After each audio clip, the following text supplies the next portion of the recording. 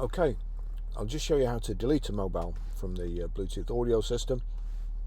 So from any screen, telephone is top right here, onto telephone, and you've got Bluetooth menu. Nothing's connected at the moment, so onto Bluetooth menu. You've got their Bluetooth. If you're having problems connecting your vehicle, make sure there's a tick in that. But here we go, Barry's phone there, and if I highlight my phone, then click to the right using the eye control, we've now got split screen, switch off control display, configure device or delete device. I want to delete the device. I'll just click on configure, show you there. So that's telephone okay. We go back. I want to delete my device. So down to delete device, click OK, and it's gone.